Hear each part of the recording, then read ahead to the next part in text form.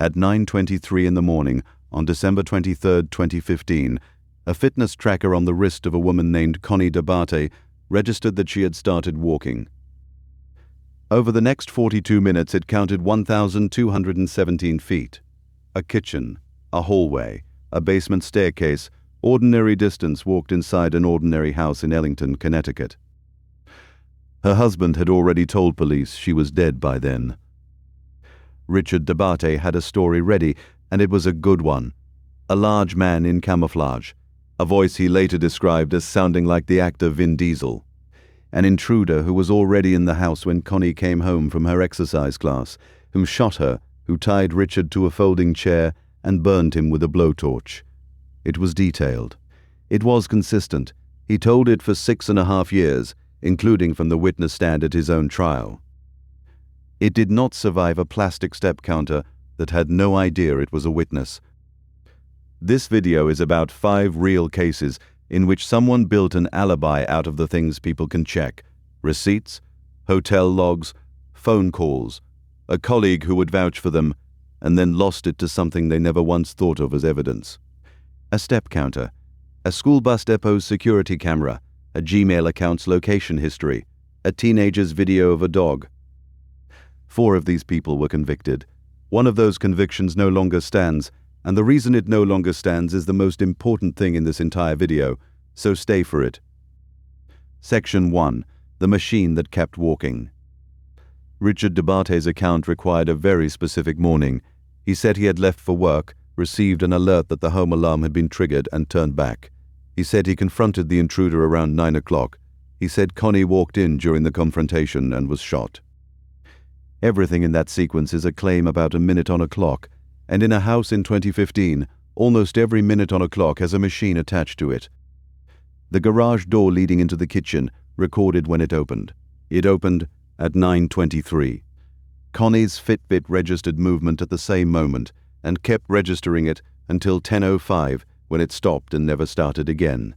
Her Facebook account posted from inside that house after she got home. None of those systems were installed to solve a murder. They were installed to open a door, to count steps, to share a video. Prosecutors did not need the Fitbit to show them a killing. It could not do that, and they never claimed it could. What it showed was 42 minutes of a living woman moving through her own home, sitting squarely inside the window in which her husband had placed her death. There is no version of his story that survives that. Either the timeline was wrong, or the story was, and the timeline was written by devices with no stake in the outcome.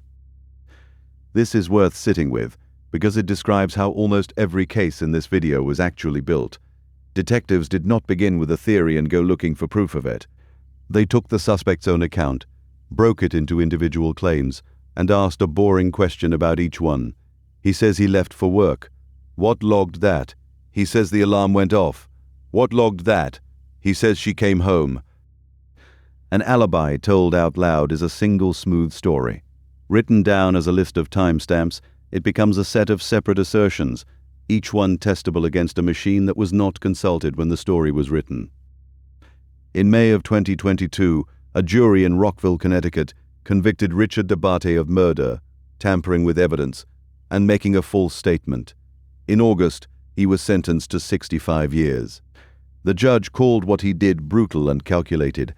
He appealed, arguing in part that the Fitbit data should never have been allowed in front of the jury. The conviction was upheld. Section 2. 7 minutes on a side street. On the morning of June 2, 2018, a chef named Daniel Brophy was shot to death in his own classroom at the Oregon Culinary Institute in Portland. He had arrived early, as he always did, to set up for a class. His wife, Nancy Crampton Brophy, told investigators she had been at home in bed that morning, writing. She was a novelist. That detail became the entire public story of this case, and it is the part most people remember, so it is worth being precise about it.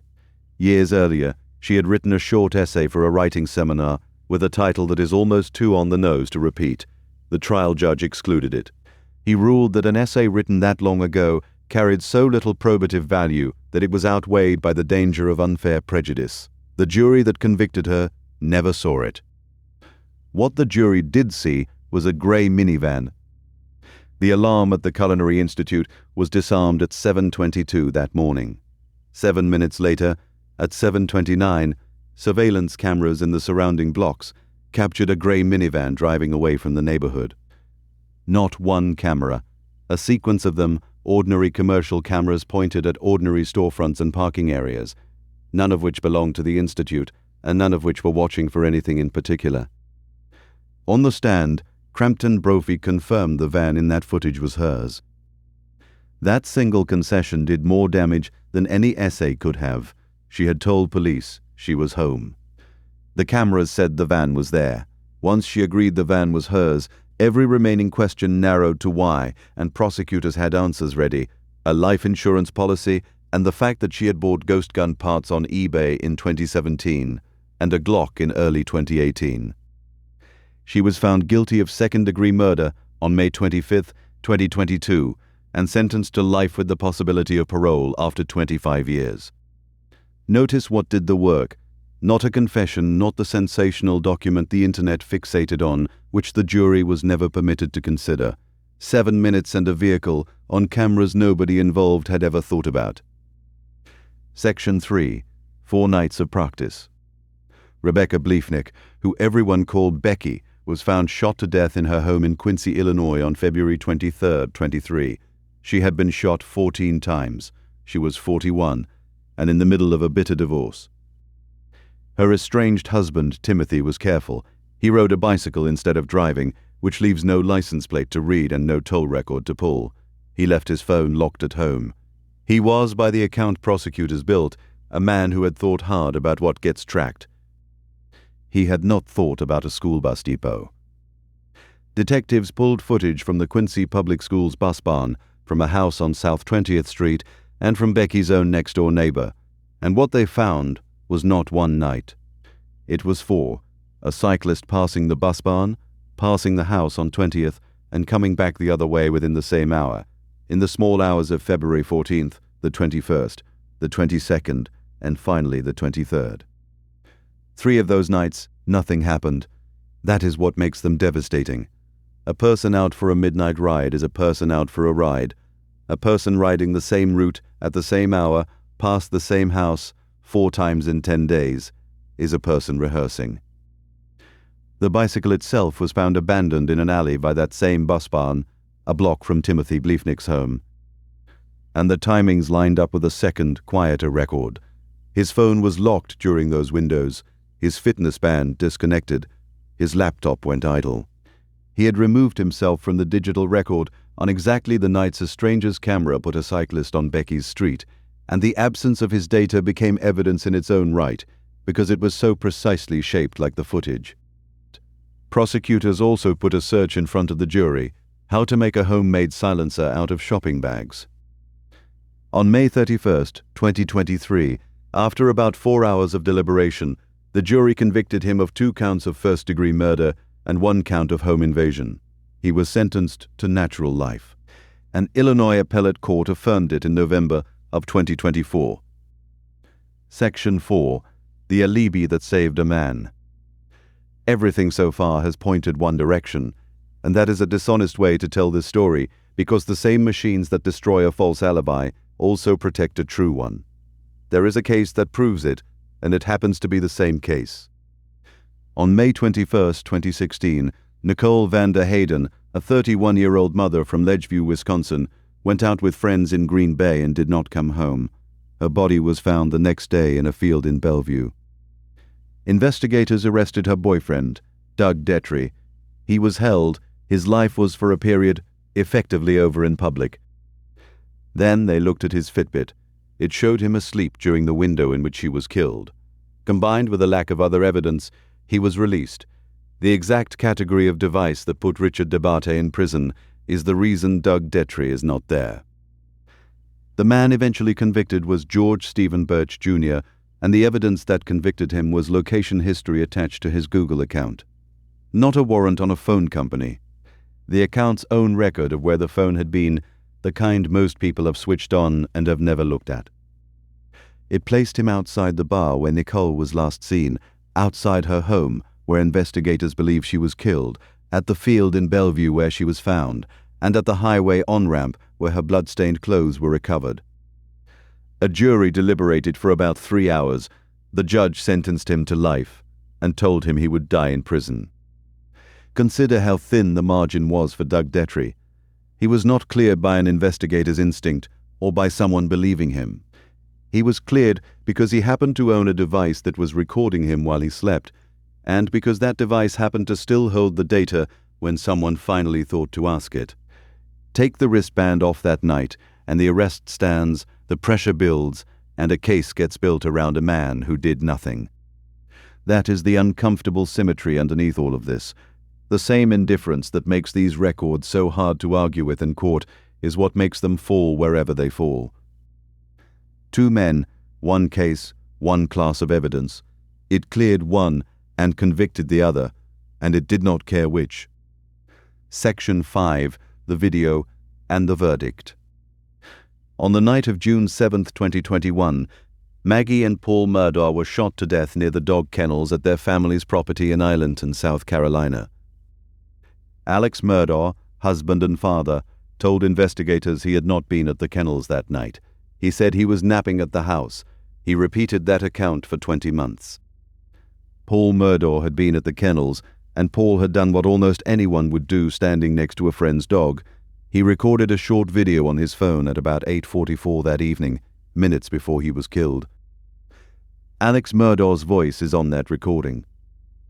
Investigators spent months getting into the locked phone. The passcode turned out to be 6 digits, 041499, Paul's own birthday. At trial, prosecutors called that clip the piece that broke the case, because it was not an interpretation of anything. It was a man's voice in a place he had spent 20 months saying he had never been. In March of 2023, a jury convicted him, and he was sentenced to life without parole. And here is where this story stops being simple. On May 13, 2026, the South Carolina Supreme Court threw that conviction out, unanimously 5-0, not because of the kennel video, which was never in question, and not because of any doubt raised about the recording, the timeline, or the forensics. The court found that the former clerk of court had improperly influenced the jury and wrote that she had placed her fingers on the scales of justice, denying Murdaugh a fair trial by an impartial jury. Alex Murdaugh is scheduled to be tried again, beginning in April of 2027. He maintains he did not kill his wife and son. He remains in prison in the meantime, on separate concurrent sentences of 27 years from the state and 40 from the federal government, for financial crimes he pleaded guilty to. We are telling you this because it is the honest ending, and because it is the correction to everything else in this video. A recording is not a verdict. The Fitbit did not convict Richard DeBarte. 12 people did, after 5 weeks. The minivan did not convict Nancy Crampton Brophy. A jury did, in a trial where a judge kept the most inflammatory document in the case away from them, on purpose. The bus barn camera did not convict Timothy Bleefnick. It gave detectives 4 nights to build on. Evidence is only ever the raw material. What turns it into a conviction is a process run by people, and that process can be contaminated by a single person in a courthouse, which is exactly what the South Carolina Supreme Court found had happened. So the lesson is not the one the internet usually draws from cases like these. It is not that you are being watched, although you are. It is not that the machines always win, because in Wisconsin, a machine is the reason an innocent man went home. It is narrower than that, and stranger. A person building a false alibi is doing a very old thing. They are managing witnesses. They are thinking about who might remember them, who might contradict them, who could be relied upon to say the right thing. Every one of these 5 people did that part competently. What none of them could manage is that a neighborhood is now full of things that remember without being asked. A door that logs when it opens.